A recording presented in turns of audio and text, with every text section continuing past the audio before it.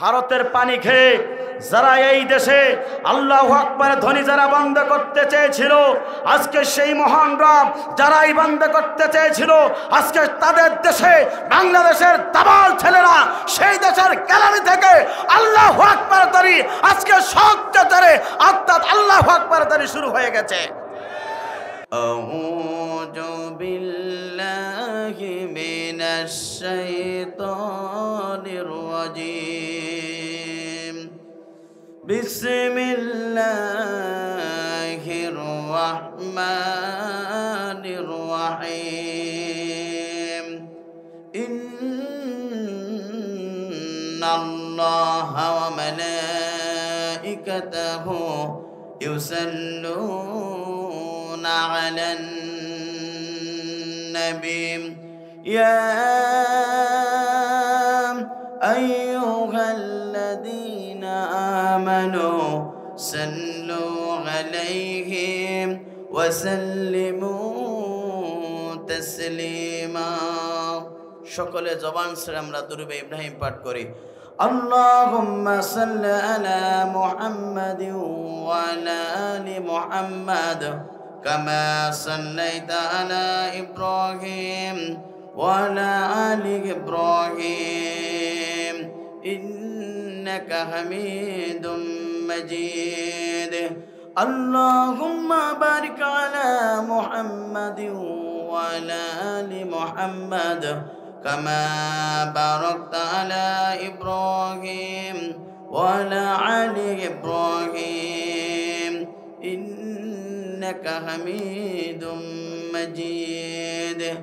ربي زدني علما ربي زدني علما ربي زدني علما ربي اشرح لي صدري ويسر لي أمري واحلل عقدة من لساني يفقهوا قولي.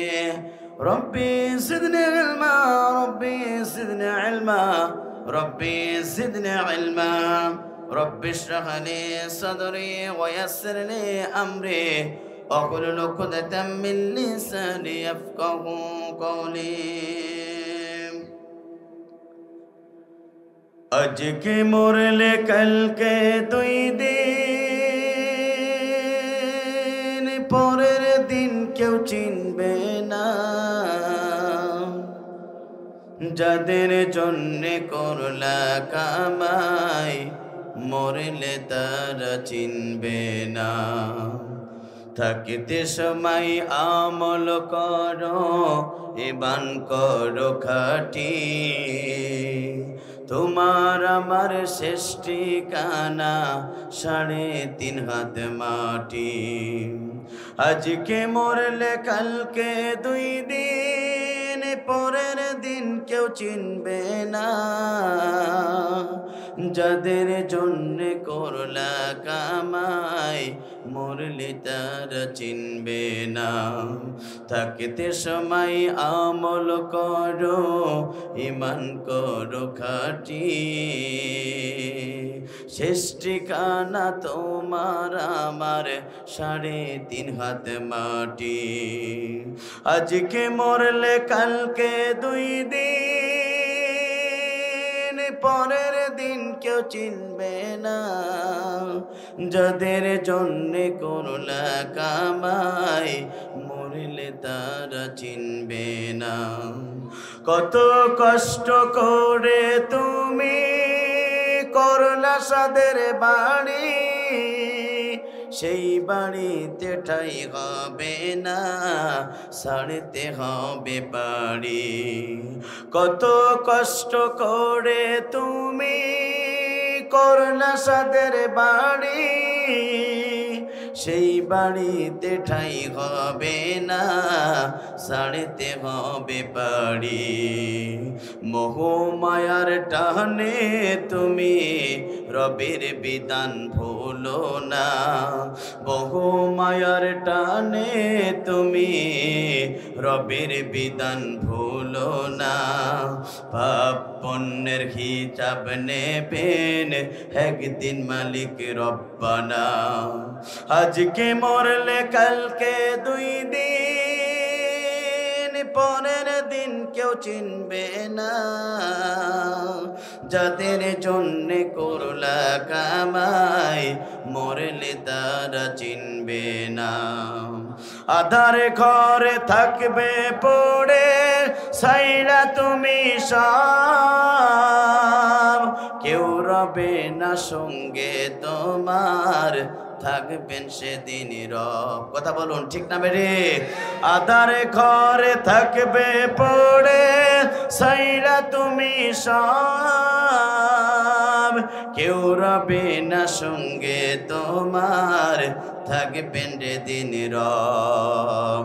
মিশে মায়ার হি দুনিয়ার ক্ষণিকেরই ঠিকানা, মিশে মায়ার হি দুনিয়ায় ক্ষণিকেরই ঠিকানা।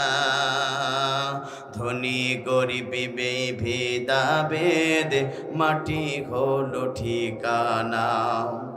কথা বলুন ঠিক না বেটে? আজকে মরলে কালকে 2 দিন, পরের দিন কেউ চিনবে না, যাদের জন্য করলা কামাই মরলে তারা চিনবে না। থাকতে সময় আমল করো, ঈমান করো খাঁটি, শেষ ঠিকানা তোমার আমার 3.5 হাত মাটি। আজকে মরলে কালকে 2 দিন, পরের দিন কেউ চিনবে না, যাদের জন্য করলা কামাই মরলে তারা চিনবে না। কথা বলুন ঠিক না বেঠিক? রুজির করে লা ইলাহা ও লা ইলাহা। এটাগুলো বন্ধ করে, শুধু মাইকগুলো চালান, মনিটর বন্ধ, মাইকগুলো চালান, হরেনগুলো চালান, শুধু কিছু লাগবে না, সেট করতে তো পারেন নাই। রুজির করে লা ইলাহা ও সুবহানাল্লাহ আলহামদুলিল্লাহ লা ইলাহা, সুবহানাল্লাহ আলহামদুলিল্লাহ লা ইলাহা। আসমানে আল্লাহ জমিনে আল্লাহ, হায়াতে আল্লাহ মাউতে আল্লাহ লা ইলাহা। ও সুবহানাল্লাহ আলহামদুলিল্লাহ লা ইলাহা। কুরআন আমাদের সংবিধান,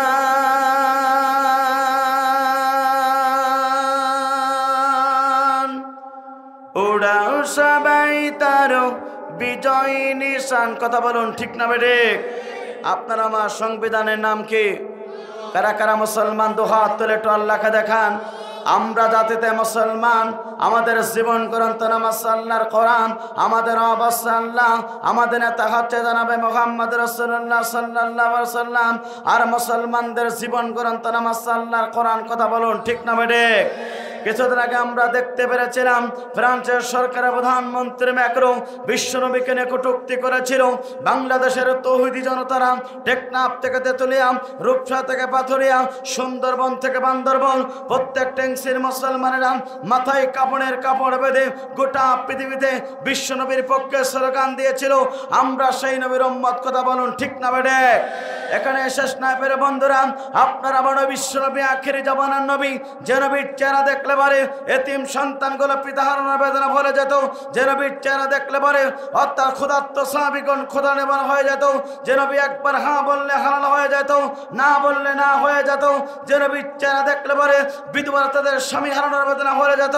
বিশ্বনবী যখন এই জমিনে কালেমার দাওয়াত দিয়েছিলেন, অর্থাৎ আবু জাহেল সরকার মিথ্যা মামলাকে দীর্ঘ 29 মাস, অর্থাৎ দীর্ঘ 29 মাস কারাবরণ করেছিল। কারারুদ্ধ অবস্থায় গাছের লতাপাতা পর্যন্ত চিবিয়ে চিবিয়ে খেয়েছে, বাথরুমগুলো ছাগলের নেতির মতো হয়েছে। তারপরেও আপনারা বড় বিশ্বনবী আখিরি জামানার নবী কালেমার দাওয়াত থেকে 1 ইঞ্চি সরে দাঁড়াই নাই। আমরা সেই নবীর উম্মত। কথা বলুন ঠিক না বেঠে?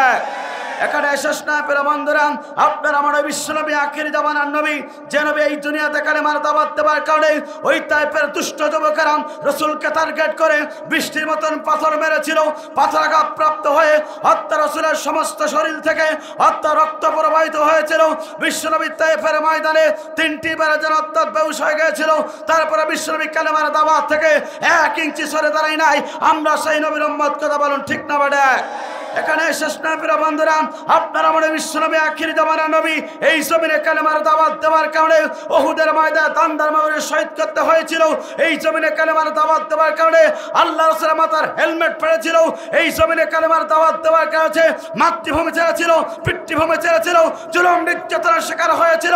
তারপরে আপনার আমার নবী বিশ্বনবী কালেমার দাওয়াত দেওয়ার কারণে 1 ইঞ্চি জমিন ছাড়া নাই। কথা বলুন ঠিক না বেটা? এখানে শেষ না পেরে বন্ধুরা, এই জমিনে কালেমার দাওয়াত দেওয়ার কারণে আল্লাহ রাসূলের সোনার সাহাবীগণ পর্যন্ত তারা হাত দিয়েছেন, চোখ দিয়েছেন, কান দিয়েছেন, বুকের রক্ত ঢেলেই জমিনকে সিদ্ধ করেছেন। তারপরে একজন রাসূলের সোনার সাহাবীগণ পর্যন্ত বাতিল শক্তির কাছে 1 ইঞ্চির জন্য মাথা নত করি নাই। কথা বলুন ঠিক না বেঠে? আল উলামা ওয়ারাসাতুল আম্বিয়া, অর্থাৎ নবীর আলেমরা হচ্ছে নবীদের উত্তরসূরি। সেই হক্কানি আলেমগণ যখন গোটা পৃথিবীতে কালেমার দাওয়াত দিয়েছিল, ইসলামের দাওয়াত দিয়েছিল, জাতির লোকদেরকে জাহান্নাম থেকে বাঁচিয়ে আল্লাহর জান্নাতের পথের ঠিকানা ব্যবস্থা গ্রহণ করেছিল। যুগে যুগে যত জালিম ছিল, ইসলাম বিরোধী ছিল, কোরআন বিরোধী ছিল, সেই জালেমরা মিথ্যা মামলা দিয়ে আলেমদেরকে ধরেছে, ফাঁসের কাজটা নিয়েছে, হত্যা করেছে। একজন আলেমকে পৃথিবীর বাস্তবিদায় গ্রহণ করেছে, তারপরে একজন আলেম বাতিলের কাছে মাথা নত করে নাই। আফসোস লাগে, দুঃখ লাগে। প্রিয় বন্ধুরা লক্ষ্য করুন, যিনি গোটা পৃথিবীতে 50টা বছর ধরে কোরআনের তাফসীর করেছিল, কাবা ঘরে 3 দিনের থেকে পড়ার সুযোগ পেয়েছিল, 2 রাকাত নামাজ পড়ার সুযোগ পেয়েছিল, 4 ঘন্টা কোরআনের তাফসীর শুনে হাজার হাজার উদি নাস্তিকরা কালেমা পড়ে মুসলমান হয়ে গিয়েছিল। তার জন্য অসংখ্য উদি নাস্তিকরা অর্থাৎ তার জন্য অসংখ্য যুবকের পর্যন্ত জীবন দিল তার তাফসীর শোনার জন্য। এখন বাংলাদেশের অসংখ্য মুরব্বীরা পর্যন্ত জায়নামাজে বসে বসে কাঁদে। অর্থাৎ কোরআনের পাখি আল্লামা সাঈদী পর্যন্ত কালেমার দাওয়াত দেওয়ার কারণে জালিমের কাছে 1 ইঞ্চির জন্য মাথা নত করি নাই।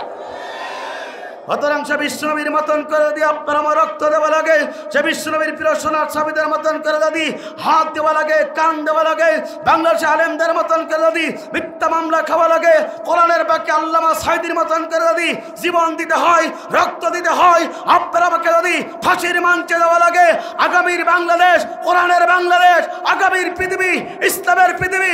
সুতরাং আজকে চুয়াডাঙ্গাবাসী আপনাকে বলতে চাই, আল্লাহর কোরআনের জন্য, ইসলামের জন্য কারা কারা প্রস্তুত আছেন? তো হাতের আল্লাহকে দেখে দেয়। লিল্লাহে তাকবীর, লিল্লাহে তাকবীর। আল কোরআনের আলো দুনিয়ার মুসলিম, কোরআন হাদিস শিখানে, আলেম ওলামা শিখানে,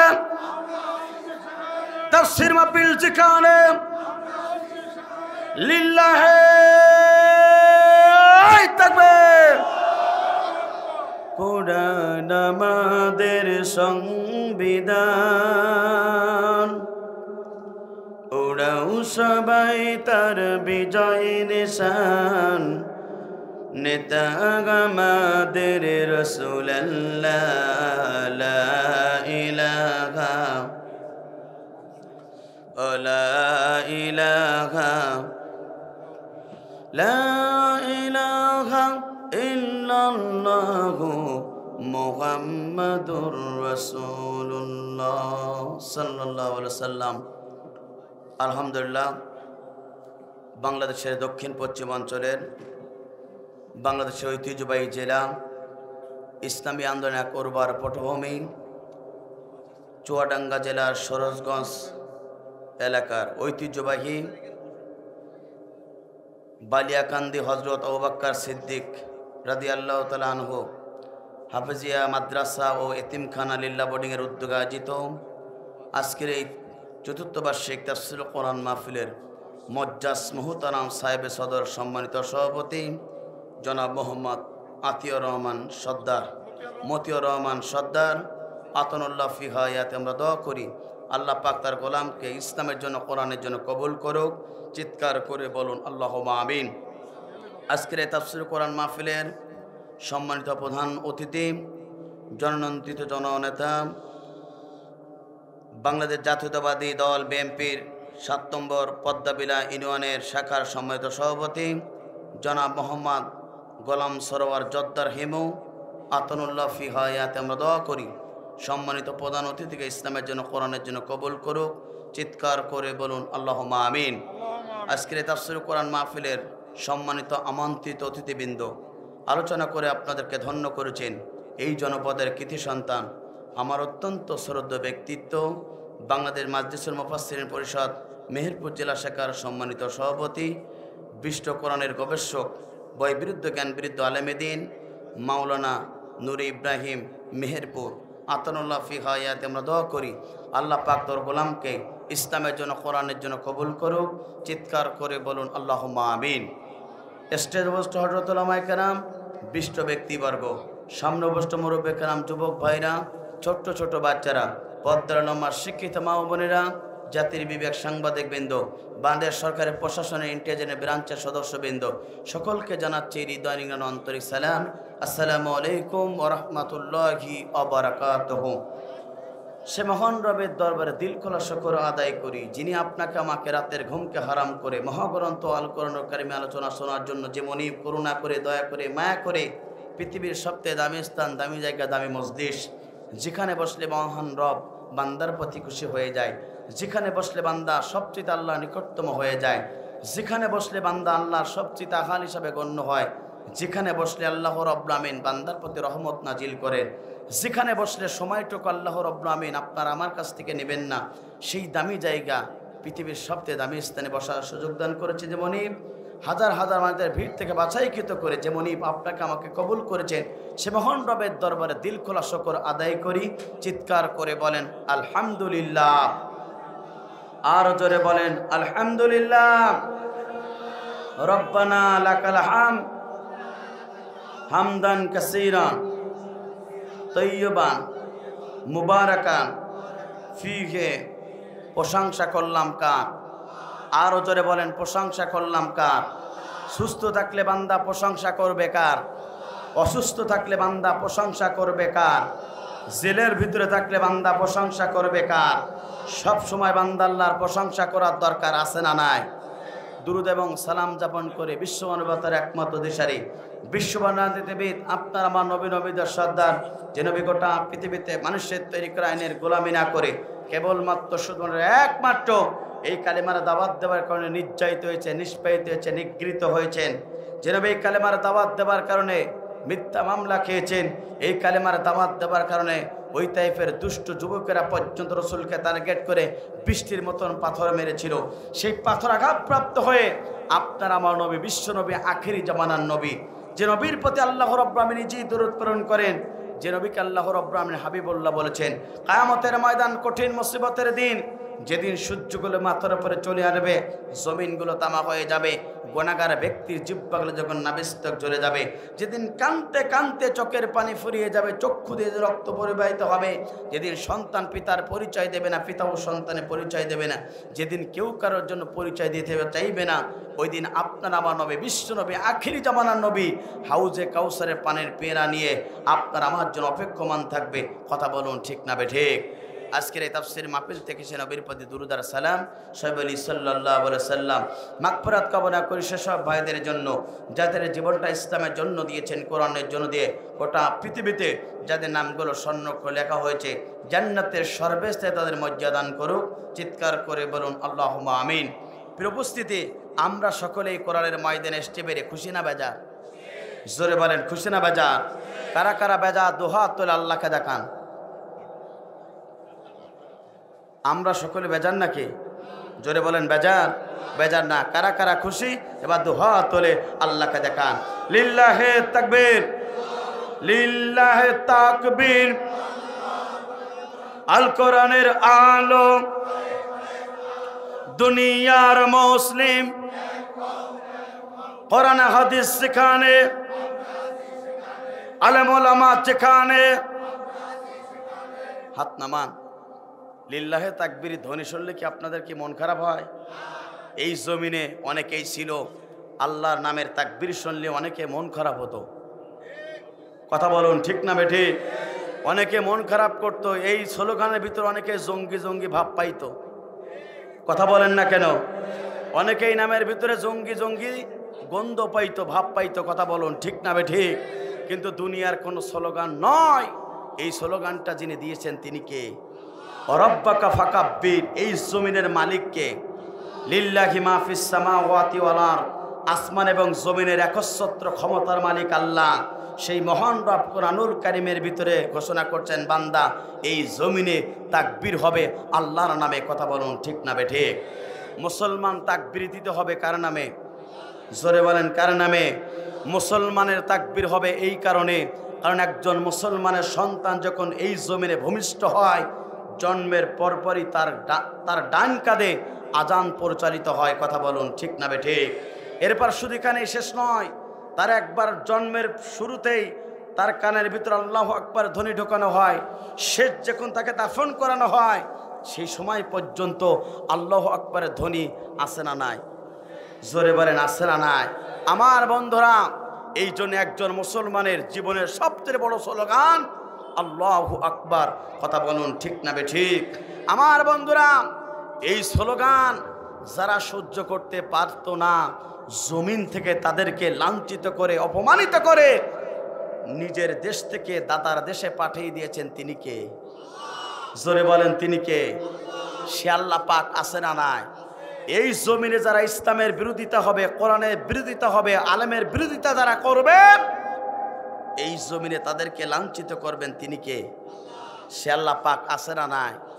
আমার বন্ধুরা, এই জমিনে যারা আল্লাহু আকবারের ধ্বনি সহ্য করতে পারতো না, আজকে এই জমিনে যারা এটাই সহ্য করতে পারতো না, বাবার নাই দাদার দেশে পালালো। আজকে আমরা দেখলাম গতকালকে বাংলাদেশের ছেলেরা ক্রিকেট খেলা নিয়ে সেখানে জয়লাভ, অর্থাৎ ক্রিকেট খেলায় এশিয়া কাপের অনূর্ধ্ব-19 একটা ক্রিকেট খেলা হলো, ফাইনাল খেলা। সেই ক্রিকেট খেলা যখন বাংলার দেশের ছেলেরা যখন জয়লাভ করলো, অর্থাৎ বিজয় হলো, ম্যাচ যখন তারা জিতে গেল, ঠিক সেই দেশে জেতার মুহূর্তে গ্যালারিতে আল্লাহু আকবার ধ্বনি শুরু হয়ে গেছে। কথা বলুন ঠিক না বেঠিক? আমার বন্ধুরা, ভারতের পানি খেয়ে যারা এই দেশে আল্লাহু আকবার ধ্বনি যারা বন্ধ করতে চেয়েছিল, আজকে সেই মহান রব যারাই বন্ধ করতে চেয়েছিল, আজকে তাদের দেশে বাংলাদেশের দাবাল ছেলেরা সেই দেশের গ্যালারি থেকে আল্লাহু আকবার ধ্বনি আজকে সত্যতারে অর্থাৎ আল্লাহু আকবার ধ্বনি শুরু হয়ে গেছে। এই খেলা কার? জোরে বলেন কার? আমার বন্ধুরা, এখানেই শেষ নয়।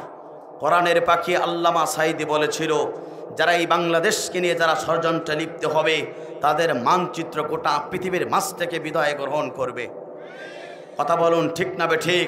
যারা এই বাংলাদেশের সোনার খচিত এই বাংলাদেশকে নিয়ে যারা ষড়যন্ত্র করবে, তারা এই পৃথিবীর মাঝ থেকে বিদায় গ্রহণ করবে। আজকে তাদের দেশে, আজকে তাদের দেশের নিয়ে আজকে হুমকির মুখে পড়েছে। কথা বলুন ঠিক না বেঠিক?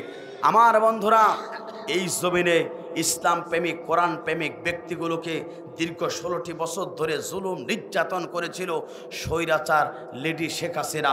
কথা বলুন ঠিক না বেঠিক? আজকে কোরআনের কথা বলতে হবে, কারণ এদেশের 16টি বছর ধরে একজন কোরআনের হাফেজ, একজন কোরআনের আলেম কোরআনের হক কথা বলতে পারে নাই। কোরআনের সত্য কথা বললে আজকে তারা ইসলাম বিরোধিতা করত, কোরআনের বিরোধিতা করত, আলেমদের বিরোধিতা করত। সর্বোপরি আলেমদেরকে জুলুম নির্যাতন করে মামলা দিয়ে আজকে তাদেরকে জমিন ছাড়ানোর জন্য ব্যবস্থা গ্রহণ করানো হতো। যারা আলেমদের বিরোধিতা করেছিল তাদেরকে জমিন ছাড়া করেছেন তিনি কে? জোরে বলেন তিনি কে? সে আল্লাহ পাক আছে না নাই? ইন্না বাতশা রাব্বিকা লাশাদীদ। যখন আল্লাহ পাক ধরবে, দুনিয়ার কেউ সেদিন কি রাখতে পারবে? জোরে বলেন পারবে? চেয়ারটা কিন্তু চিরকাল থাকে না, চেয়ার কিন্তু স্থায়িত্ব নয়। যখন আল্লাহ পাক ধরবে, দুনিয়ার কেউ রাখতে পারবে? জোরে বলেন পারবে না। আমার বন্ধুরা, সুতরাং এই জমিনে অহংকার করেছে যারা, জমিন থেকে লাঞ্ছিত করে পৃথিবীর মাঝ থেকে বিদায় গ্রহণ করিয়েছে আল্লাহ রাব্বুল আলামিন তাদেরকে। কথা বলুন ঠিক না বেঠিক? ক্ষমতায় কেউ স্থায়ী হয় না, হোক না সে খালেদা কিবা হাসিনা, চেয়ারটা চিরকাল থাকে না, চেয়ারটা চিরকাল থাকে না। কথা বলুন ঠিক না বেরে?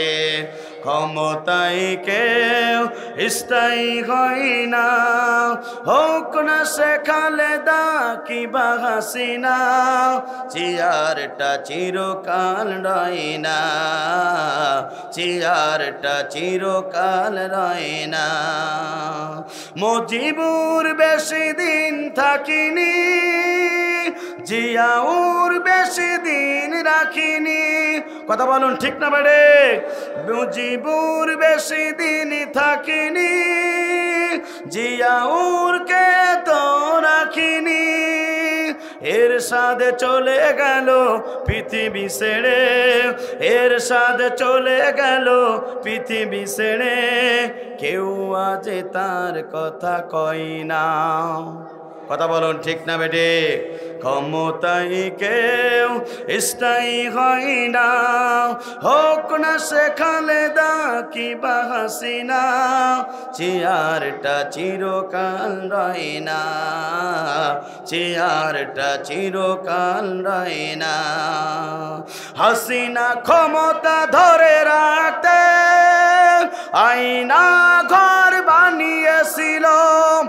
কথা বলুন ঠিক না বেটে?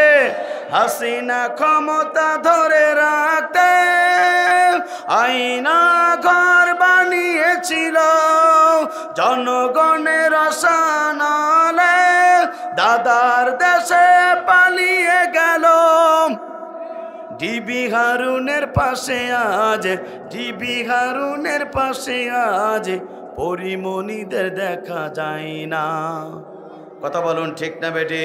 ক্ষমতায় কেউ স্থায়ী হয় না, হোক না সে খালেদা কিবা হাসিনা, চেয়ারটা চিরকাল রয় না, চেয়ারটা চিরকাল রয় না। কথা বলুন ঠিক না বেটি? এই জন্যে এই জমিনে কি কেউ অহংকার করতে পারে? জোরে বলেন পারে? এই জমিনে যারা অহংকার করবে তাদেরকে পৃথিবীর মাঝ থেকে লাঞ্ছিত করবেন তিনি কে? এই জন্য মুসলমান হিসাবে আপনাকে আমাকে ইসলামের পক্ষে, কোরআনের পক্ষে থাকার দরকার আছে না নাই? জোরে বলেন আছে না নাই? আমার বন্ধুরা তাহলে লক্ষ্য করুন, আপনি আমি মুসলমান, আপনি আল্লাহর গোলাম। এই পৃথিবীতে মুসলমান হিসাবে আপনার আমার দায়িত্ব আছে।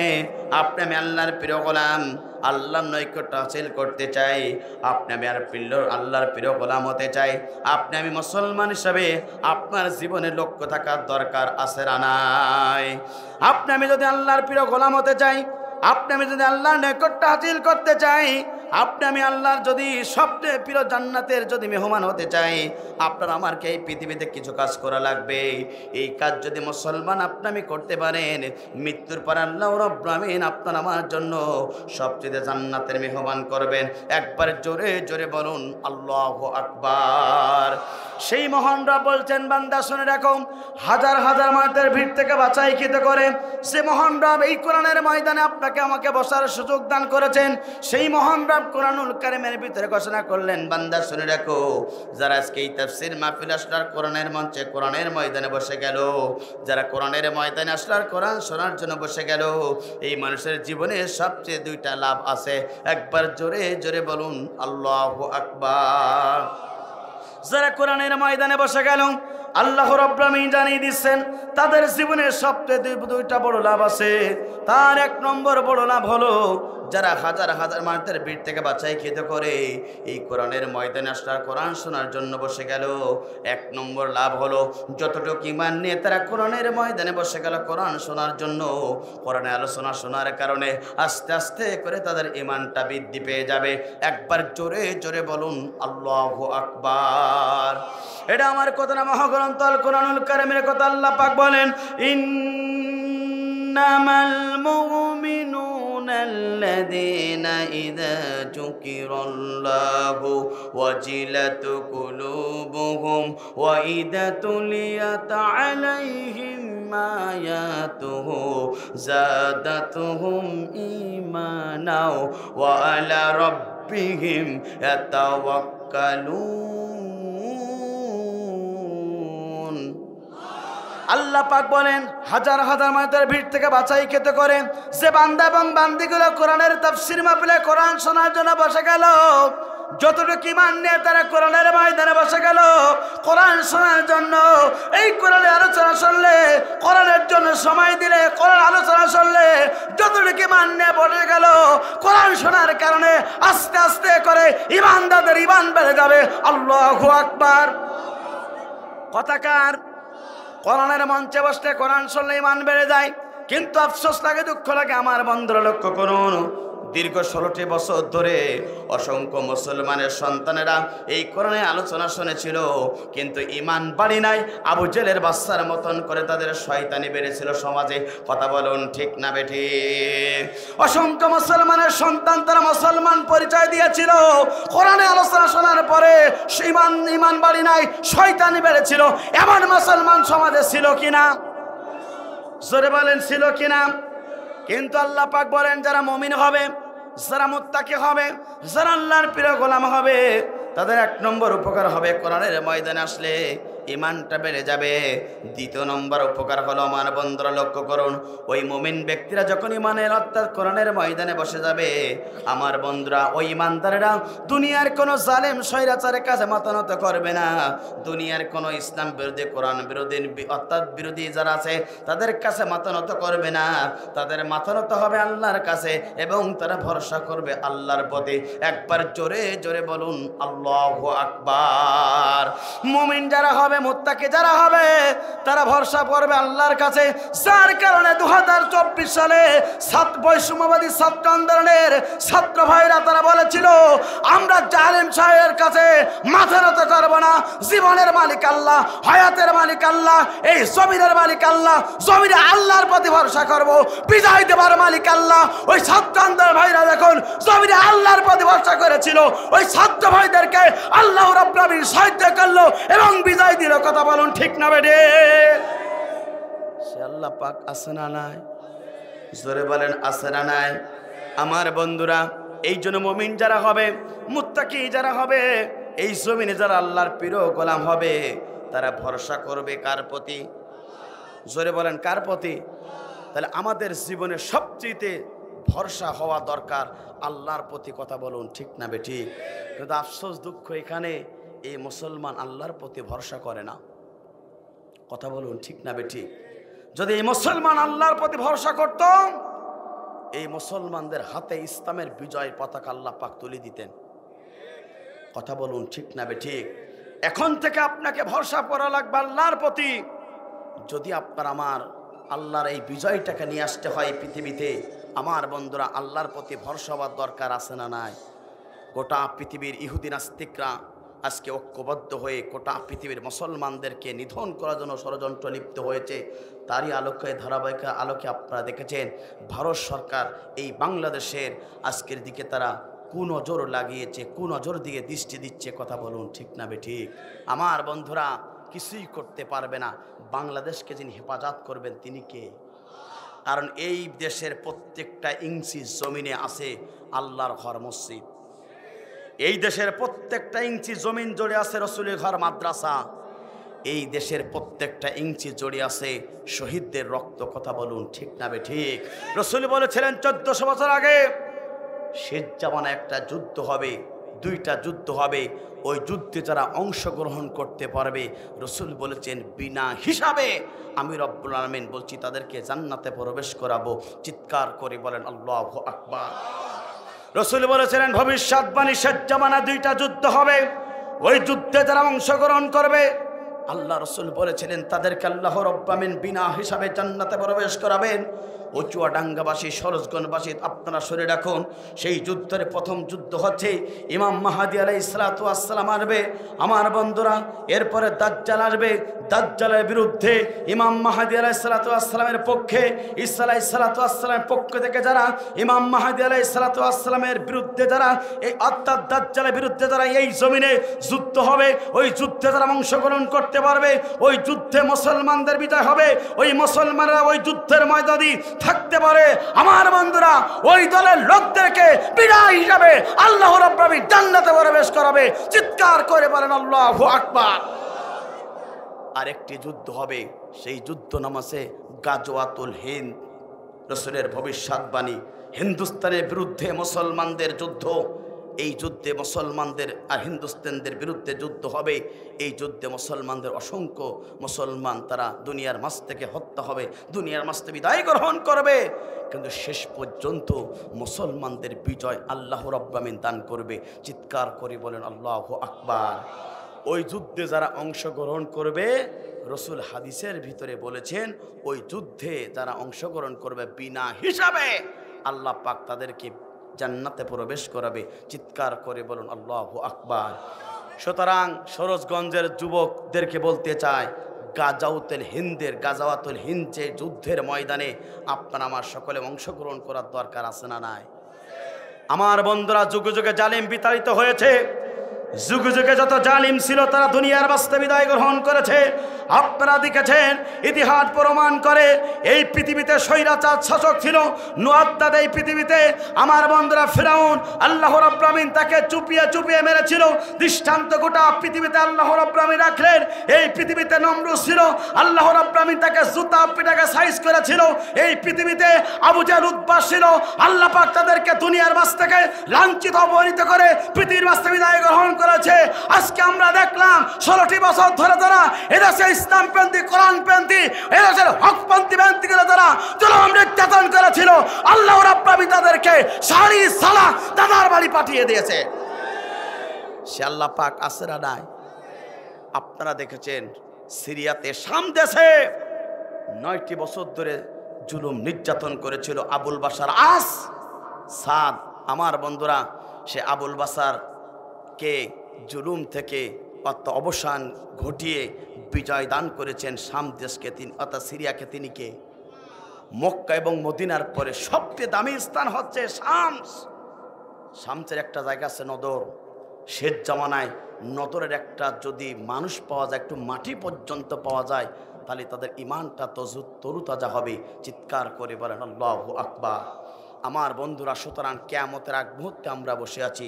সুতরাং আপনাকে আমাকে এই পৃথিবীতে ইসলামের পক্ষে, কোরআনের পক্ষে, এখন থেকে ইসলামের পক্ষে এবং কোরআনের পক্ষে, কোরআন বিজয়ের জন্য এই কোরআনের মঞ্চে থাকার দরকার আছে না নাই? কোরআন বিজয়ের জন্য কোরআনের পক্ষে এবার থাকতে চান কারা কারা? দুহাত তোলে আল্লাহকে দেখিয়ে দেন তারা তারা। লিল্লাহে তাকবীর, লিল্লাহে তাকবীর। আল কোরআনের আলো। হাত নামান।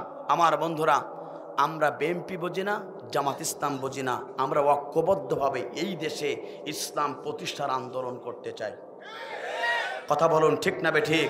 এখন আপনি যদি দলাদল করে যদি বিভক্ত হয়ে যায়, ওই মামুরা আপনার ঘাড়ের পরে বসে আবার আপনাকে ইবানের শিকড় কাটার জন্য চেষ্টা করবে। কথা বলুন ঠিক না বেঠিক? এখন ভাই ভাই যদি পৃথক হয়ে যায়, সেই বাড়িতে কি বসবাস করা যায়? এই জন্য এখন থেকে পৃথক হওয়া যাবে না। এখন ভাই ভাই হিসাবে ঐক্যবদ্ধভাবে এই জমিনে আমরা ইসলামের পক্ষে থাকতে চাই। কথা বলুন ঠিক না বেঠিক? তবে বন্ধুরা, বড় আশা নিয়ে আপনাদের মাঝে এসেছিলাম, একটু সকাল সকাল আলোচনা করব। তো আমাদের দিকে যখন আলোচনা শেষ হয়, আপনারা যখন শুরু করলেন। কথা বলুন ঠিক না বেঠিক? আমার বন্ধুরা, তারপরেও যদি আপনারা একটু সুযোগ দান করেন বা আপনারা যদি একটু শেষ পর্যন্ত থাকেন, একটু কিছু কোরআনের কথা আপনাদেরকে শোনাতে চাই। একটু থাকবেন ভাই? জোরে বলেন, থাকবেন ভাই? আমার বন্ধুরা, এই কোরআনের মঞ্চে বসতে পারে তারা, আল্লাহর মাহবুব বান্দা হয়ে যেতে পারে যারা। কথা বলুন ঠিক না বেঠিক? কত রাত আপনি সিনেমার দোকানে, চায়ের দোকানে, সিনেমাতে আপনি খরচ করেছেন, নষ্ট করেছেন সময়। আজকের দিনটা যদি আজকে তাফসীর মাহফিলে যদি আপনি সময় দিতে পারেন, এতটুকু সময়ের হিসাব আল্লাহ রাব্বুল আমিন আপনার আমার কাছ থেকে আল্লাহ রাব্বুল আমিন কিয়ামতের ময়দানে নেবেন না। চিৎকার করে বলেন আল্লাহু আকবার। আমার বন্ধুরা, শেষে আপনাদেরকে একটা মেসেজ দিতে চাই। আলোচনার শেষে 5 শ্রেণীর ব্যক্তির দোয়া আল্লাহ রাব্বুল আমিন কবুল করবেন না। কয় শ্রেণীর? 5 শ্রেণীর ব্যক্তির দোয়া আল্লাহ পাক কবুল করবেন না, তাদেরকে মাফও করবেন না। এই 5 শ্রেণীর ব্যক্তির কারা কারা জানার দরকার আছে না নাই? আমার বন্ধুরা, কুদৃষ্টি যদি কোনো যুবক দেয়, তার ঈমান পর্যন্ত নষ্ট হতে পারে। সেই কুদৃষ্টিটা কি জানার দরকার আছে না নাই? এই দুইটা না শুনে কি আপনারা বাড়ি যাবেন?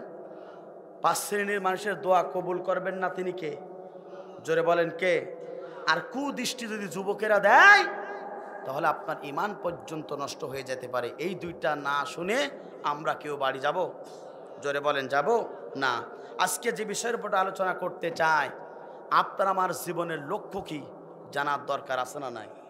জোরে বলেন আছে না নাই?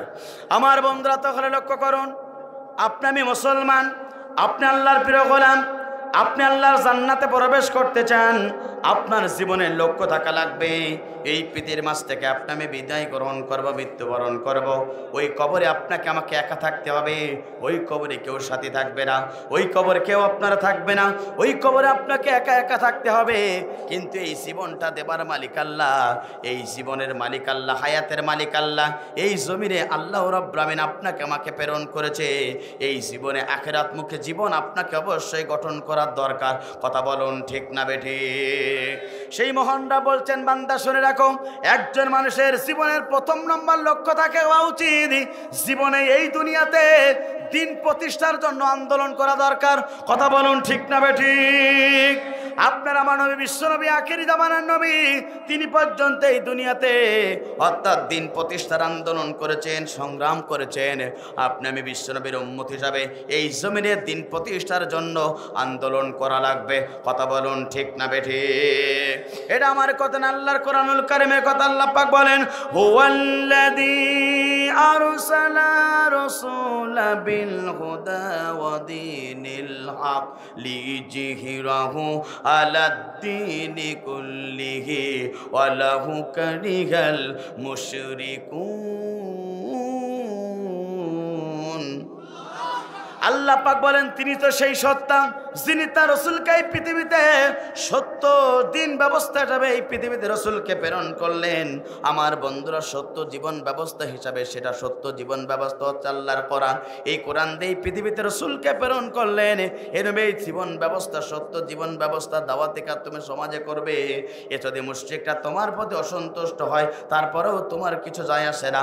কথা বলুন ঠিক না বেঠিক? আপনার আমার নবী বিশ্বনবী আখেরি জামানার নবী, এই দুনিয়াতে প্রথম নম্বর লক্ষ্য ছিল এই দুনিয়াতে জীবন পথটা দিন প্রতিষ্ঠার আন্দোলন করেছেন, এই জীবন ব্যবস্থা প্রতিষ্ঠার জন্য কাজ করেছেন। আপনি আমি বিশ্বনবীর উম্মত হিসাবে এই দুনিয়াতে আপনার আমার লক্ষ্য থাকা দরকার এই জীবন ব্যবস্থা প্রতিষ্ঠার। কথা বলুন ঠিক না বেঠিক? ইন্নাদ দীনা ইনদাল্লাহিল ইসলাম, আল্লাহ তাআলার কাছে একমাত্র শুধুমাত্র কেবলমাত্র পূর্ণাঙ্গ জীবন ব্যবস্থা নাম আছে ইসলাম। এই ইসলামকে আপনাকে মানতে হবে। এই ইসলামকে যদি আপনি মানতে পারেন, কোরআনকে যদি আপনি বাস্তব জীবনে মেনে নিতে পারেন, তাহলে আপনি দুনিয়াতেও শান্তি পাবেন, আখিরাতেও মুক্তি পেয়ে যাবেন। কথা বলুন ঠিক না বেঠিক? ইসলাম এটা কমপ্লিট কোড অফ লাইফ, অর্থাৎ একজন মানুষের জীবনে পূর্ণাঙ্গ জীবন ব্যবস্থা নাম হচ্ছে ইসলাম।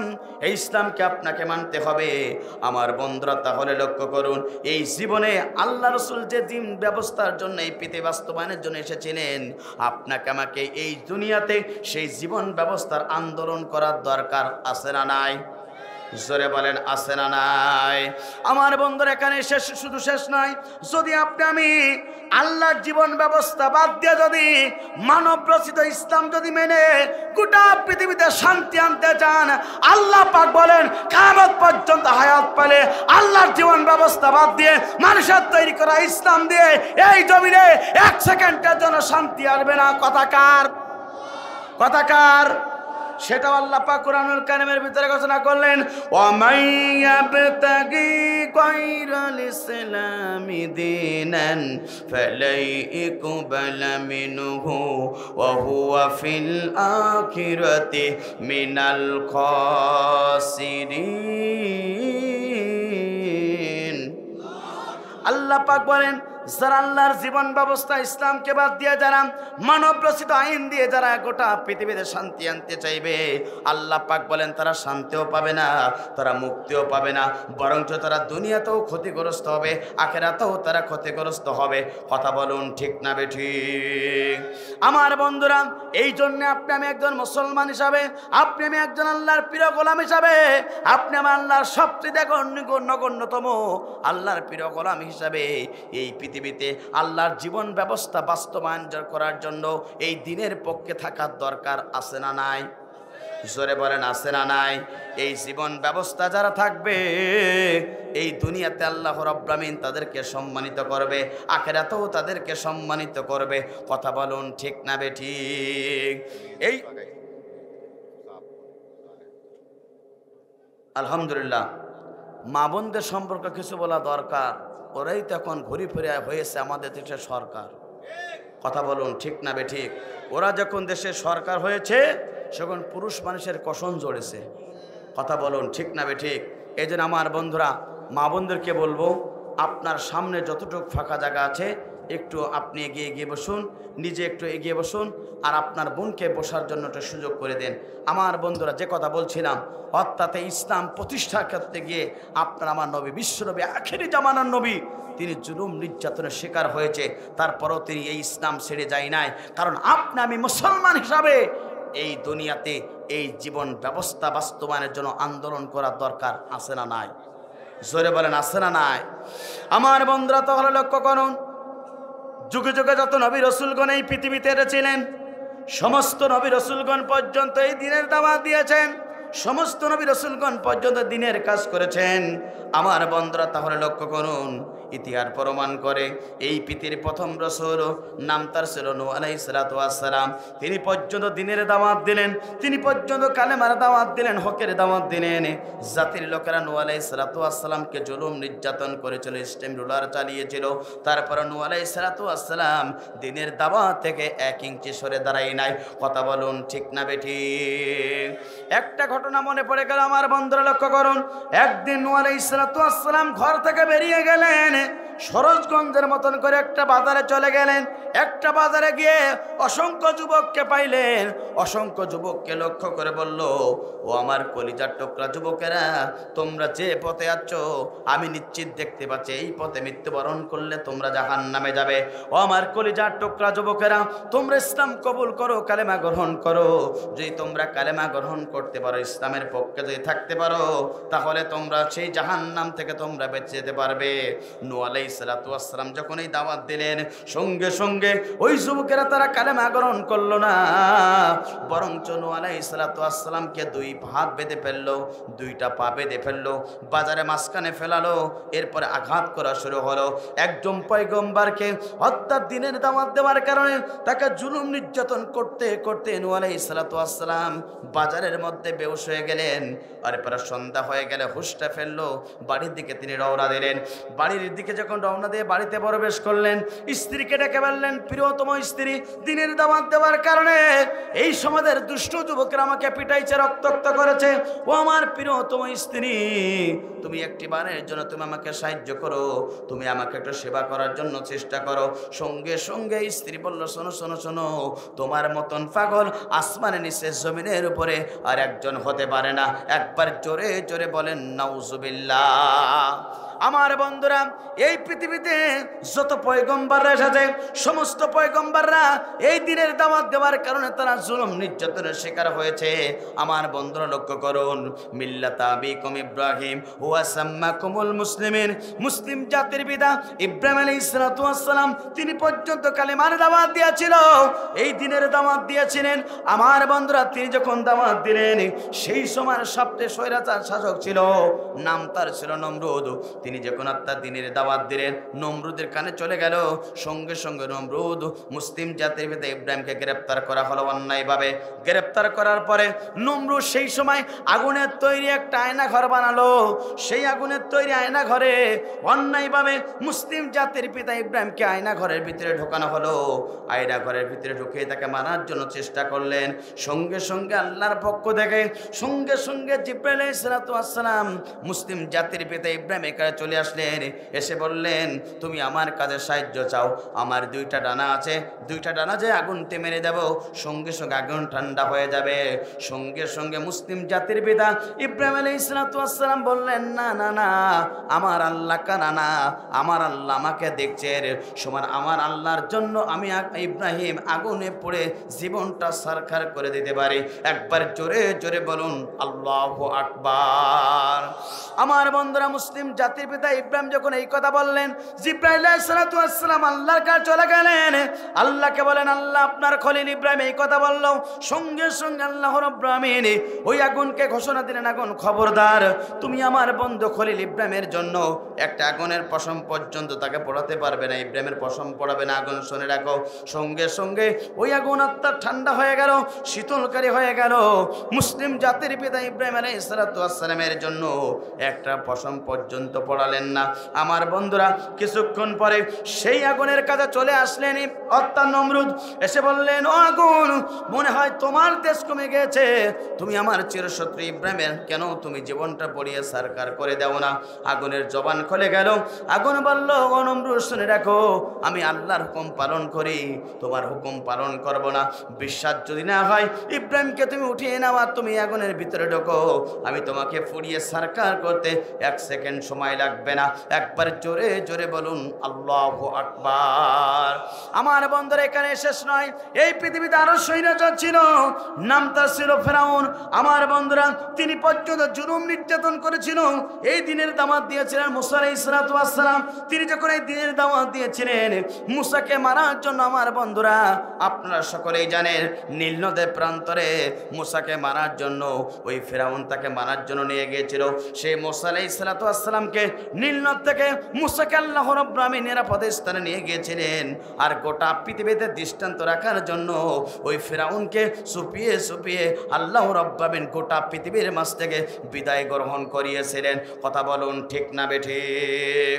আমার বন্ধুরা, এই জন্য বলতে চাই, যুগে যুগে যারা কালেমার পক্ষে ছিল, যুগে যুগে যারা হকের পক্ষে ছিল, যুগে যুগে যারা আল্লাহর দ্বীন কায়েমের পক্ষে ছিল, তাদেরকে জুলুম নির্যাতন করা হয়েছে, তাদেরকে পৃথিবীর বাস্তে বিদায় গ্রহণ করানো হয়েছে।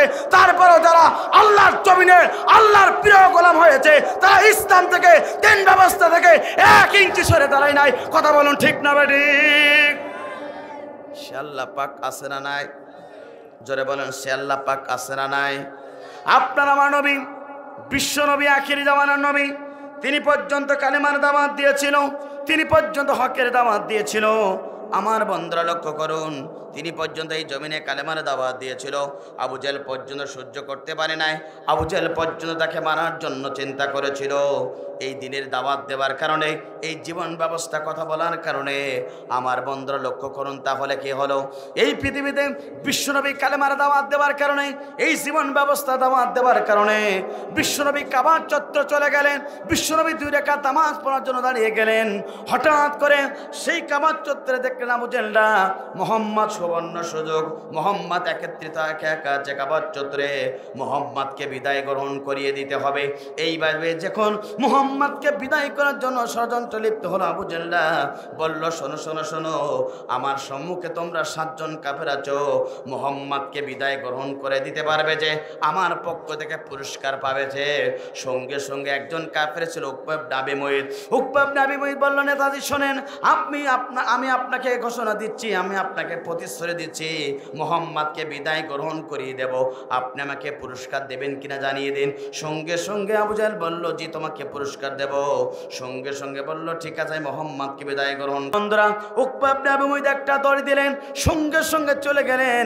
3 দিন পূর্বে একটা উট মানা হয়েছিল, সেই উটের নাড়ি ভুঁড়ি পর্যন্ত নিয়ে আসা হলো। নিয়ে আসার পরে বিশ্বনবী কাবার চত্বরে এবার নামাজের জন্য সেজদা অবস্থায় ছিলেন। সমস্ত নাড়ি ভুঁড়ি পর্যন্ত বিশ্বনবীর কত্তাত পিঠের উপরে চাপাই দেওয়া হলো। বিশ্বনবীর পিঠের উপরে উঠেন নাড়ি ভুঁড়ি, সেজদা থেকে উঠতে পারে না, পর্যাপ্ত পরিমাণ কষ্ট হয়, কলিজা পর্যন্ত শুকিয়ে যাওয়ার মতন হলো। আমার বন্ধুরা, সঙ্গে সঙ্গে 7 জন কাফের তারা হাসাহাসি শুরু করে দিল। এই হাদিস যিনি বর্ণনা করছেন আব্দুল্লাহ ইবনে মাসউদ রাদিয়াল্লাহু তাআলা আনহু, দূর থেকে দেখলেন বিশ্বনবীর অর্থাৎ পিঠের উপরে উঠেন নাড়ি ভুঁড়ি পর্যন্ত চাপিয়ে দিয়ে বিশ্বনবীকে মারার জন্য তারা হত্যার প্ল্যান করে তারা বসে আছে। সঙ্গে সঙ্গে একটা দৌড় দিলেন, রসুলের কলিজার টুকরা ফাতেমার বাড়ির দিকে, পানির দিকে রওনা দিলেন। কলিজার টুকরা ফাতেমাকে বললেন, ও কলিজার টুকরা ফাতেমা, তুমি শুনে রাখো, তোমার বাবাকে মারার জন্য কাবার চত্বরে আবু জাহলরা তারা মারার জন্য উটের নাড়ি বুড়ি চাপিয়ে তারা হাসাহাসি করে। ও কলিজার টুকরা ফাতেমা, তুমি দেরি করো না, দেরি করো না, তাড়াতাড়ি চলো কাবার চত্বরে। সঙ্গে সঙ্গে আমার বন্ধুরা, সঙ্গে সঙ্গে রসুলের কলিজার টুকরা ফাতেমা ঘর থেকে বেরিয়ে গেলেন, কাবার চত্বর চলে গেলেন। দেখলেন নিজের পিতার অর্থাৎ পিঠের উপরে নাড়ি বুড়ি চাপিয়ে দেওয়া আছে। সঙ্গে সঙ্গে বিশ্বনবীর কলিজার টুকরা ফাতেমা দুইটা হাত দিয়ে রসুলের পিঠের সমস্ত উঠের নাড়ি বুড়ি পর্যন্ত সরিয়ে দিলেন। রসুল সঙ্গে সঙ্গে সিজদা থেকে উঠলেন, উঠে দেখলেন নিজের কলিজার টুকরা ফাতেমা সমস্ত সব কিছু সরাই বললেন, মা, জন্মের পূর্বে আমি আমার বাবাকে হারিয়েছি, জন্মের পরে আমি আমার মাকে হারিয়েছি। ও আমার কলিজার টুকরা ফাতেমা, তুমি কিভাবে এই সংবাদ পেয়েছো? সঙ্গে সঙ্গে ফাতেমা বলে, ও আমার বাবা, আপনার সাবে আব্দুল্লাহ ইবনে মাসউদ রাদিয়াল্লাহু তাআলা আনহু সংবাদ দিল। একটা দৌড় দিলাম, আপনার কাছে আসলাম। ও আমার বাবা, কেন আপনাকে মারতে চাই? আপনার জবান থেকে একটিবারের জন্য জানতে চাই। সঙ্গে সঙ্গে বিশ্বনবী বললেন, ও আমার মা, শুনে রাখো, আমার একটাই অপরাধ, লা ইলাহা ইল্লাল্লাহ মুহাম্মদ রাসূলুল্লাহ। এই কালেমার দাওয়াত দেওয়ার কারণে আবু জাহলরা আমাকে দুনিয়ার মাঝ থেকে বিদায় গ্রহণ করাতে চায়। কথা বলুন ঠিক না বেঠি? আমার বন্ধুরা, এই সমাজে অনেক ব্যক্তি আছে কালেমার দাওয়াত দিলে বড় বড় রান পায়, আবার একই কালেমার দাওয়াত দিলে অনেক সংখ্য আলেমকে মিথ্যা মামলা দিয়ে প্রতির বাস্তে বিদায় গ্রহণ করাতে হয়। কথা বলুন ঠিক না বেঠি? অসংখ্য ব্যক্তি আছে একই কালেমার দাওয়াত দিলে ঘরে থাকতে পারে, আবার অসংখ্য ব্যক্তি আছে একই কালেমার দাওয়াত সমাজে দিলে মিথ্যা মামলা দিয়ে অন্য প্রকার জীবন যাপন করতে হয়। এমন ইমানদার এই সমাজে আছে না নাই? সুতরাং বিশ্বনবী বললেন, কলিজার টুকরা ফাতেমা, শুনে রাখো, আমি কালেমার দাওয়াত দেওয়ার কারণে, ইসলামের দাওয়াত দেওয়ার কারণে, হকের দাওয়াত দেওয়ার কারণে, জীবন ব্যবস্থা ইসলাম মানার কারণে তারা আমাকে মারতে চায়। বললেন, মা, কলিজা শুকিয়ে যায়, চোখ দুটো রক্তিম বর্ণ হয়ে যায়। ও মা, তুমি দেরি করো না, দেরি করো না, তুমি আমার জন্য একটু পানের ব্যবস্থা গ্রহণ করো। আপনার আমার নবী, বিশ্ব নবী, আখেরি জামানার নবী, কাবার চত্বরে কালেমার দাওয়াত দেওয়ার কারণে তারা মারতে চেয়েছিল। আজ গোটা পৃথিবীর মুসলমান দেখে, এই সমাজে যারা দিনের দাওয়াত দেয়, কালেমার দাওয়াত দেয়, হকের দাওয়াত দেয়, ইনিল হুকমু ইল্লা লিল্লাহ, সৃষ্টি যার, জমিন তার, আইন চলবে তার, এই দিনের দাওয়াত যারাই দেয়, সমাজের অসংখ্য ইসলাম বিরোধী, কালেমা বিরোধী ব্যক্তিগুলো তাদেরকে জমিন থেকে বিদায়ের ষড়যন্ত্র লিপ্ত হয়। কথা বলুন ঠিক না বেঠি? আমার বন্ধুরা, বিশ্বনবী এবার প্রিয় আত্মা কলিজার টুকরা ফাতেমা কাবার চত্বরে একজন সাহাবীর আঙ্গুর বাগানের ছিল, নাম চলছিল আদ্রাস। বাগানে চলে গেলেন কলিজার টুকরা ফাতেমা। আদ্রাসকে বললেন, আমার বাবা, বিশ্বনবীর জন্য তোমার বাগান থেকে কিছু আঙ্গুর ফল দাও। আদ্রাস সবচেয়ে ভালো মানের আঙ্গুর ফল দিলেন, একটু চাপ দিলেন। সঙ্গে সঙ্গে বিশ্বনবীর কলিজার টুকরা ফাতেমার একটা গ্লাসে সমস্ত এক গ্লাস পরিপূর্ণ করে আঙ্গুর ফলের রস দিলেন। ওইটা নিয়ে বিশ্বনবীর কাছে চলে আসলেন। বিশ্বনবী সেবন করলেন, গায়ে একটু শক্তি হলো। দুহাত তুলে এবার আল্লাহর কাছে বলে, আল্লাহ, কাবার চত্বরে যারা দুনিয়ার মাঝ থেকে কালেমার দাওয়াত দেওয়ার কারণে যারা দুনিয়ার মাঝ থেকে আমাকে বিদায় গ্রহণ করাতে চায়, আল্লাহ, তোমার কাছে দোয়া করি, তারা যা দুনিয়ার মাঝ থেকে আমি রসুল বেঁচে থাকতে ধ্বংস হয়ে যায়। আমার বন্ধু বলেন তো, দুনিয়ার সমস্ত দোয়া ব্যর্থ হতে পারে, বলুন তো রসুলের দোয়া কি ব্যর্থ হবে? জোরে বলেন হবে? না না না, রসুলের দোয়া ব্যর্থ হলো না, সঙ্গে সঙ্গে রসুলের দোয়া কবুল হয়ে গেল। 7 জন কাফেরের কর্ণকুহরের ভিতরে এই সংবাদ চলে গেল। আমার বন্ধুরা, যখন এই সংবাদটা চলে গেল, সঙ্গে সঙ্গে আমার বন্ধুরা, সঙ্গে সঙ্গে তারা 7 জন কাফেরের টেনশনে পড়ে গেল। বিশ্বনবী দোয়া করেছে 100% কবুল হয়ে যাবে। আমার বন্ধুরা, সঙ্গে সঙ্গে কবুল হয়ে গেল। 7 জন টেনশনে পড়ে গেল। পরের বছর বদর প্রান্ত প্রান্তরে যুদ্ধ হলো। এই 7 জন কাফের দুনিয়ার মাঝ থেকে আল্লাহ রাব্বুল আমিন ধ্বংসকরণ করলেন, আর বিশ্ব নবী বেঁচে থাকলেন। একবার জোরে জোরে বলেন আল্লাহু আকবার। সুতরাং যারা দুনিয়াতে আল্লাহর জমিনে আল্লাহর দ্বীন কায়েমের পক্ষে থাকে, হকের পক্ষে থাকে, আল্লাহর জমিনে ইকামতের দ্বীনের পক্ষে থাকে, আল্লাহ পাক তাদেরকে বাঁচিয়ে রাখে। আর যারা এই সমাজে ইকামতের দ্বীনের বিপক্ষে থাকে, আল্লাহ পাক তাদেরকে চাইলে জমিন থেকে বিদায় গ্রহণ করাতে পারে। সে আল্লাহ পাক আছে না নাই? কথা বললে হয়? ওখানে চলে যাস কানের ভিতরে। একটু লোকজন অনেক পরে উঠেছে, একটু কথা কম বলেন। আমার বন্ধুরা, রসুল দোয়া করলেন, দোয়া কবুল হয়ে গেল। বদরের প্রান্তরে সমস্ত কাফেরকে আল্লাহ পাক দুনিয়ার মাঝ থেকে জাহান্নামে পাঠালেন। চিৎকার করে বলেন আল্লাহু আকবার।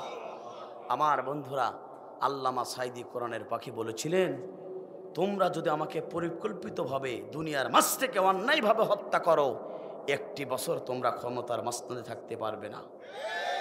কথা বলুন ঠিক না বেঠিক?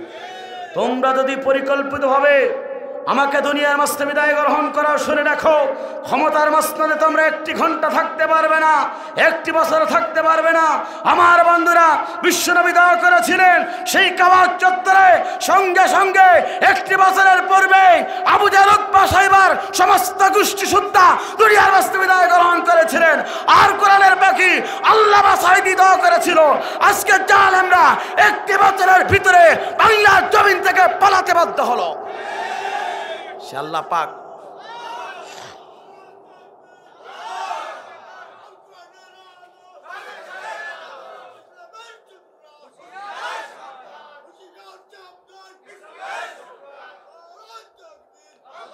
সুতরাং প্রিয় বন্ধুরা, প্রিয় সরোজগঞ্জবাসী, প্রিয় চুয়াডাঙ্গাবাসী, আপনাকে বলতে চাই, আপনাকে আমাকে বিশ্বনবীর উম্মতি হবে এই জমিনে কোরআনের পক্ষে থাকতে হবে, আল্লাহর কোরআনের পক্ষে থাকতে হবে, দীপ্ত কণ্ঠে শপথ দিতে হবে এই জমিনের মালিক আল্লাহ, হায়াতের মালিক আল্লাহ, রিজিকের মালিক আল্লাহ।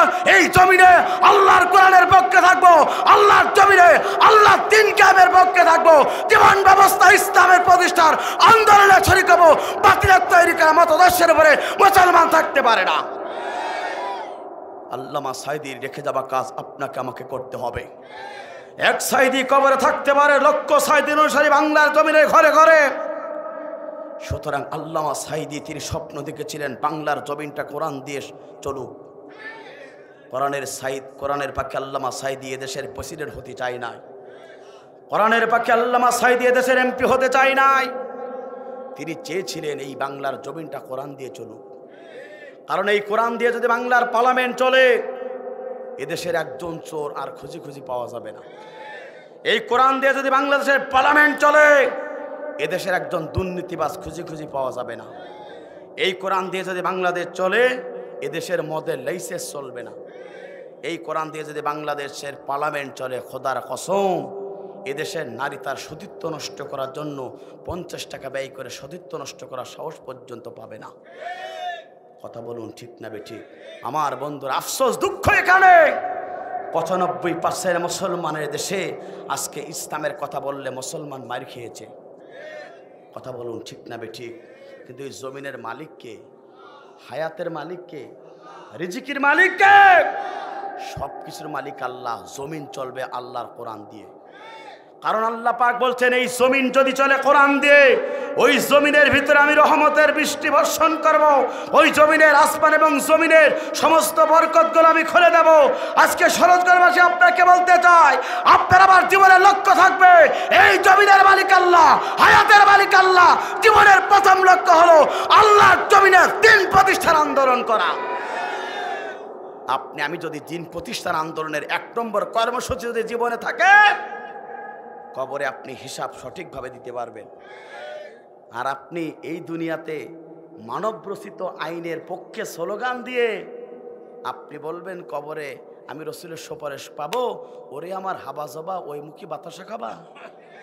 কথা বলুন ঠিক না বেঠিক? উদাহরণ দিলে বুঝতে পারবেন। মনে করেন নির্বাচন সামনে, ভোটে দাঁড়াইছে বিএনপি, ভোটে দাঁড়াইছে জামাত ইসলাম।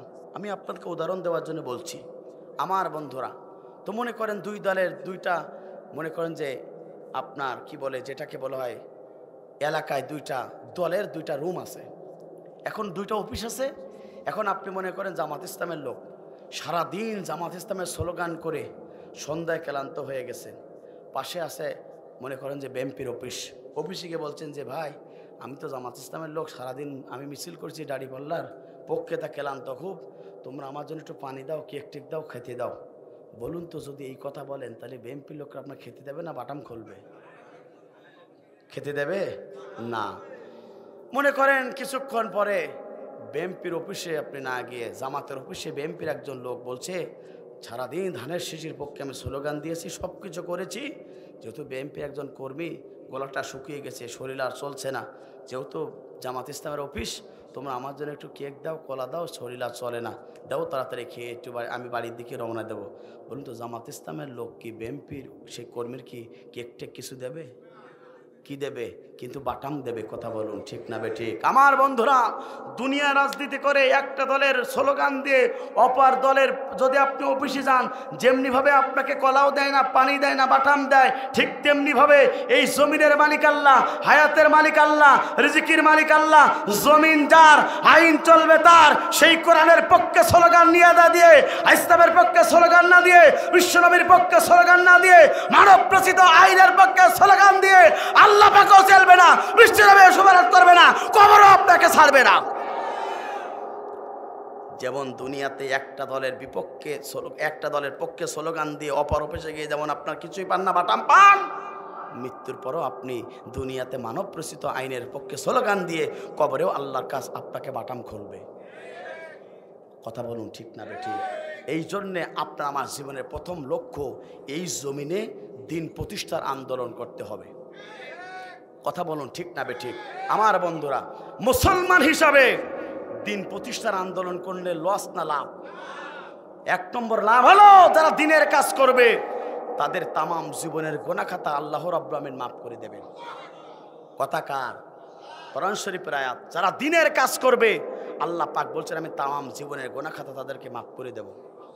শুধু তাই না, আল্লাহ পাক বলছেন তাদের মৃত্যুর পর আমি তাদেরকে সম্মানজনক পুরস্কার দেব। আল্লাহ পাক বলছেন তাদেরকে জান্নাতের ফেরদাউসে মেহমান করাবো। চিৎকার করে বলেন আল্লাহু আকবার। কথা কার?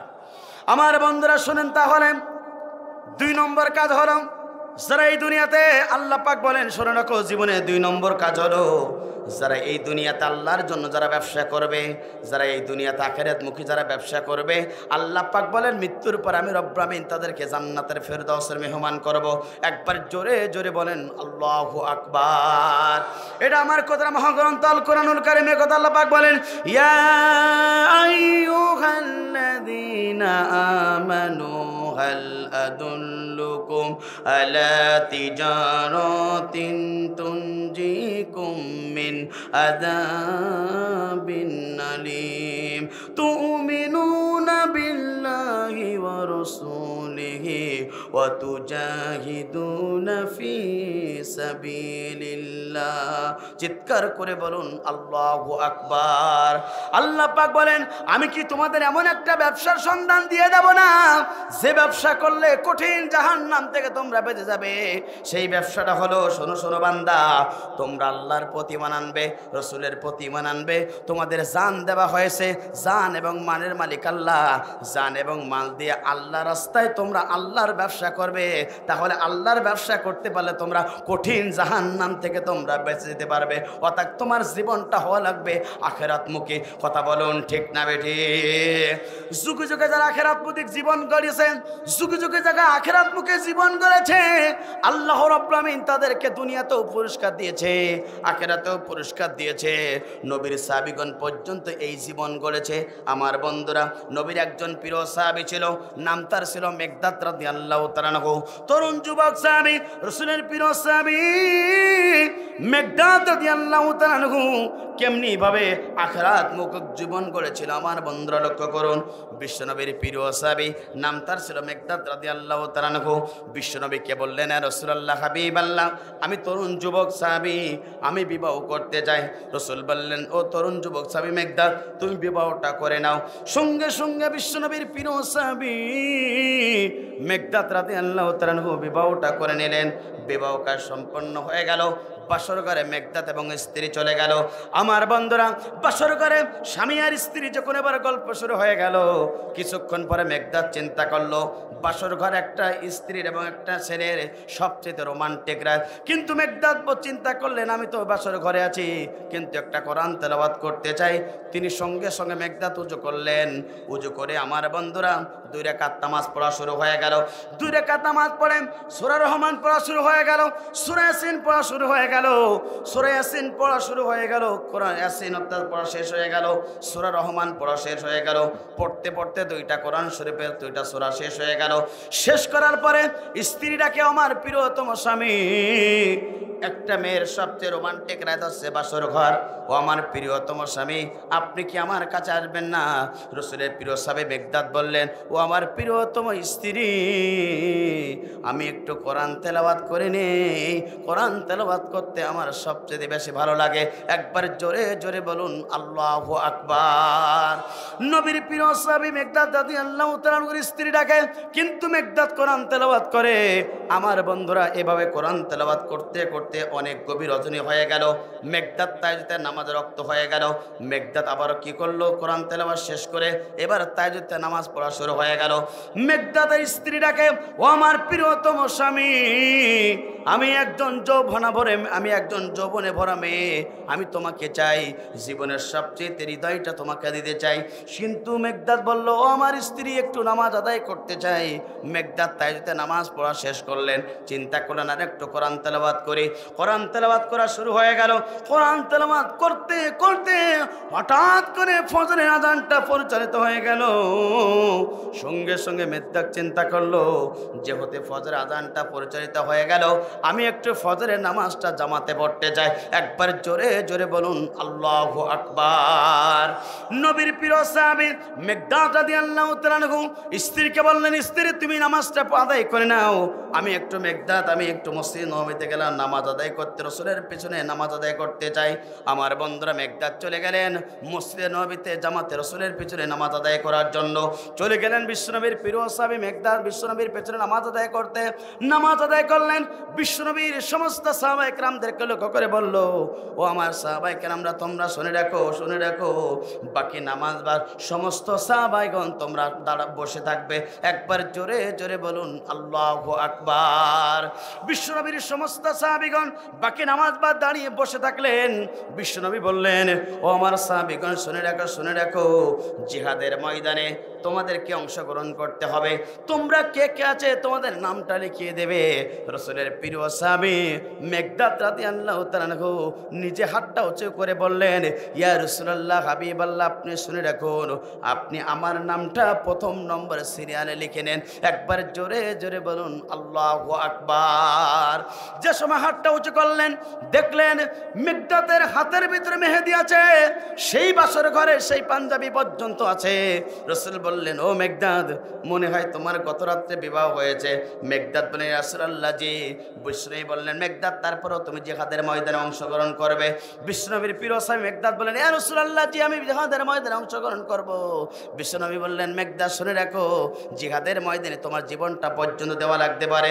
বিশ্বনবীর প্রিয় সাহাবী মেঘদাত বললেন, ইয়া রাসূলুল্লাহ, হাবিবাল্লাহ, আপনি জেনে রাখুন, শুনে রাখুন, আমার জীবনটা যদি জিহাদের ময়দানে দিতে হয়, আমি মেঘদাত দেওয়ার জন্য প্রস্তুত আছি। একবার জোরে জোরে বলেন আল্লাহু আকবার। বিশ্বনবীর প্রিয় সাহাবী মেঘদাত রাদিয়াল্লাহু তাআলা আনহু এবার অসংখ্য সাহাবী সবাই নামটা লিখিয়ে দিলেন। দেওয়ার পর আমার বন্ধুরা, কে হলো? বিশ্বনবীর প্রিয় সাহাবী মেঘদাত রাদিয়াল্লাহু তাআলা আনহু। এবার রাসূল বললেন, মেঘদাত, তুমি তাও এবার বসে যাও। সমস্ত সাহাবী এবার নামটা লেখালেন। বিশ্বনবী বললেন, শোনো সাহাবাগণ, যারা আজকে জিহাদের ময়দানে এই নামটা লিখিয়ে দিয়েছ, শোনো, তোমরা কিন্তু বাড়ি ফিরে যেতে পারবে না, 3 দিন অবস্থান করতে হবে। আমার বন্ধুরা, এবারে 3 দিন অবস্থান করার জন্য সকল সাহাবী বসে থাকলেন। সন্ধ্যা হয়ে গেল। মেঘদাতের স্ত্রী অপেক্ষমান বাসর ঘরে। দেখলেন বিশ্বনবীর কাছ থেকে তার স্বামী আর ফেরে না, মসজিদে নববী থেকে নিজের স্বামী আর ফেরে না। সঙ্গে সঙ্গে এবার অপেক্ষমান হয়ে গেল। ঈশান নামাজটা আদায় করে সুন্দরভাবে একটা চিঠি লিখলেন নিজের স্বামীর কাছে। নিজের স্বামীকে বললেন, ও আমার প্রিয়তম স্বামী, বাসর ঘরে অপেক্ষমান তরুণ যৌবনে ভরা আপনার স্ত্রী, আপনি গেছেন নামাজ আদায় করতে, তাড়াতাড়ি ফিরে আসুন। একজন সাহাবীর কাছ দিয়ে একটা চিঠি পাঠিয়ে দিলেন মসজিদ নববীর সম্মুখে।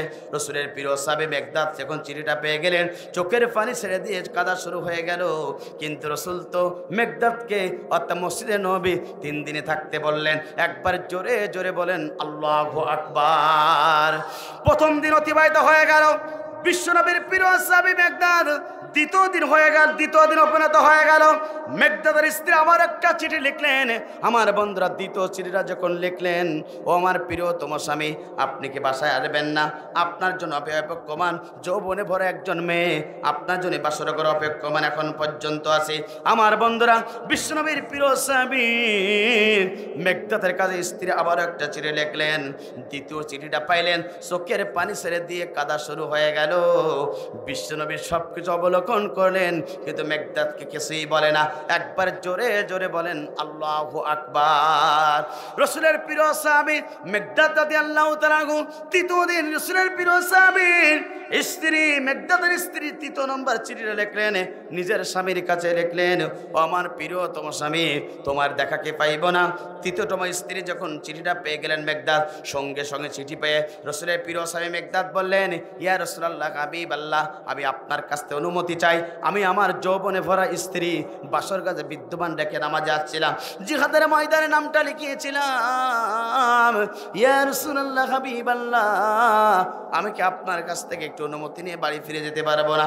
বিশ্বনবী বললেন, মেকদাদ অবশ্যই পারবে, তবে খবরদার তুমি তোমার স্ত্রীর সাথে সরাসরি দেখা করতে পারবে না। অনুমতি পেয়ে গেলেন মেকদাদ মসজিদ নববী থেকে বাড়ির ভিতরে আসলেন। স্ত্রীকে বললেন, স্ত্রী ঘরে দরজাটা লাগিয়ে দাও। স্ত্রীর সঙ্গে সঙ্গে ঘরের দরজাটা লাগিয়ে দিলেন। এবার ঘরের বাইরে থেকে স্ত্রীকে বললেন, স্ত্রী শোনো, তুমি আমার প্রিয়তম স্ত্রী, আমি তোমাকে ভালোভাবে দেখতে পারি নাই, তোমার চেহারাটা কেমন কিছুই তোমাকে দেখতে পারি নাই। ও আমার প্রিয়তম, আমার স্ত্রী শুনে রাখো, বিবাহ করেছি, তোমার সাথে ভালোভাবে কথা পর্যন্ত বলতে পারি নাই। ও আমার স্ত্রী, কতবার তুমি আমাকে বাসর ঘরে জীবনের রোমান্টিক রাতটা কাটানোর জন্য বলেছিলে, তারপরও তুমি অপেক্ষমান ছেলে। আমি নামাজে দাঁড়িয়েছিলাম, কোরআন তেলাওয়াত করেছিলাম, যেতে পারি নাই। ও আমার স্ত্রী, শোনো শোনো শোনো, নামাজ আদায় করতে গেলাম, জিহাদের ময়দানে নামটা লেখালাম। ও আমার প্রিয় স্ত্রী, জিহাদের ময়দানে চলে যাচ্ছে, তুমি আমার জন্য দোয়া করে দাও।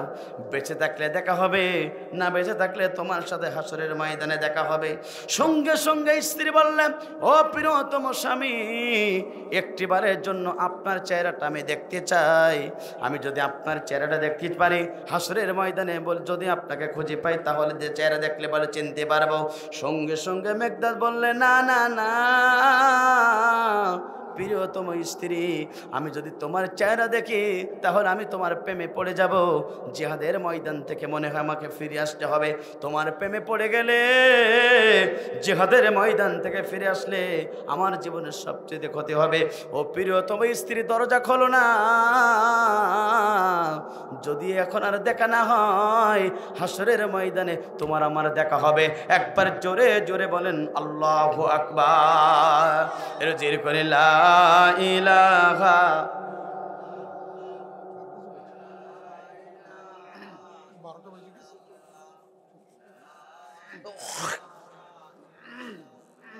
ও লা ইলাহা লা ইলাহা ইল্লাল্লাহু মুহাম্মাদুর রাসূলুল্লাহ সাল্লাল্লাহু আলাইহি ওয়াসাল্লাম। প্রিয় বন্ধুরা, রাসূলের প্রিয় সাহাবী মেকদাদ জিহাদের ময়দানে চলে গেলেন দিন প্রতিষ্ঠার জন্য। অসংখ্য কাফেরের সম্মুখে মেকদাদ দাঁড়িয়ে থাকলেন, চিৎকার করে বলেন আল্লাহু আকবার। রাসূলের এই প্রিয় সাহাবীর পুরস্কার পেয়েছিলেন এবং জান্নাতের ভিতরে স্ত্রীকেও পাবেন। এই ঘটনা বলতে বলতে 1টা বেজে যাবে, 12টা পরে যাওয়া ঠিকও হবে না। ফজরের নামাজ যদি কাজা হয়, ওই সব দায়িত্ব আমাকে নিতে হবে, এই জন্য সামনে যাব না। তবে একটা ওয়াদা করেছিলাম, 5 শ্রেণীর মানুষের দোয়া কবুল করবেন না। তিনি কে? কথা বলেন না কেন? তিনি কে? 1 নম্বর, তাদের দোয়া আল্লাহ পাক কবুল করবেন না যারা দুনিয়াতে হিংসুক হবে, হিংসা করবে, তাদের দোয়া কবুল করবেন না। তিনি কে? এই দুনিয়াতে হিংসুক, হিংসা করে, আসে না? না, বাড়ির পাশে কেউ যদি 2 তলা বিল্ডিং বানায়, ওর মাথা খারাপ, আসে না? নাই। কেউ যদি ভালো একটা চাকরি পায়, ওর মাথা খারাপ। ও চাকরি ওর বাপ চলা ভ্যান, ও কিভাবে চাকরি পাইলো?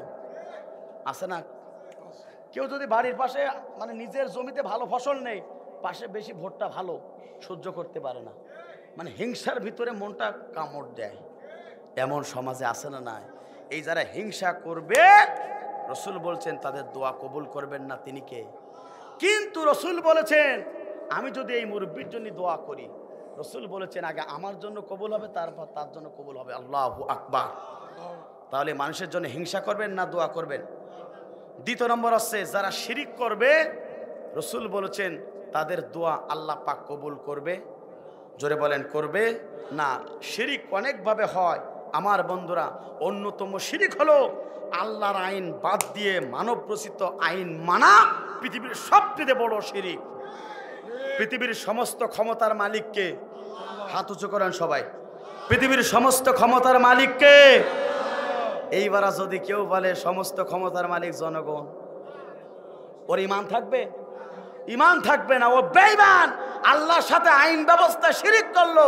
আর কেউ যদি আল্লাহর সাথে আইন ব্যবস্থা শিরিক করে, ও আর জন্য জান্নাত হারাম, জাহান্নাম ওয়াজিব। কথা বলুন ঠিক না বেঠিক?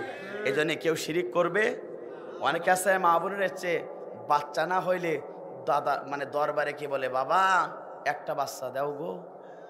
তোমার বাবা কি দরবারে কি বাচ্চা ফ্যাক্টরি বানায় নিয়েছে? ছেলে দেবার মালিককে, মেয়ে দেবার মালিককে, না দেবার মালিককে। ছেলে দিতে পারেন আল্লাহ, মেয়ে দিতে পারেন আল্লাহ, না দেওয়ার মালিকও কে? চাইতে হবে কার কাছে? আমার বন্ধুরা, তৃতীয় নম্বর হলো পিতামাতার নাফরমান সন্তান সমাজে আছে না নাই? ছোট্ট বাচ্চা, বাবা মা চাইলে এক আছাড় দিয়ে মেরে ফেলতে পারতেন, কিন্তু বড় হওয়ার পরে সন্তান বাবার সাথে রাব ব্যবহার করে, বাবার সাথে খারাপ আচরণ করে। আমার দেখা চোখে বাবাকে ঝাঁটা দিয়ে পিটাইছে, আছে না নাই? বাবাকে চড় দিয়েছে, বাবাকে গলা ধাক্কা দিয়ে বের করে দিয়েছে, মাকে সামনে ঝাঁটা দিয়ে পিটাইছে। এমন সন্তান আছে না নাই? আমি বাস্তব প্রমাণ। আমার সামনে মাকে গলা ধাক্কা দিয়ে বের করে দিয়েছে। সেই ছেলে ক্যান্সারে এখনো পর্যন্ত বিদ্যমান রোগে ভুগতেছে, মা এখনো ভালো আছে। মা এখন দোয়া করে, আল্লাহ তোমার কাছে দোয়া করি আমার সন্তানকে ভালো করে দাও। কথা বলুন ঠিক না বেঠি?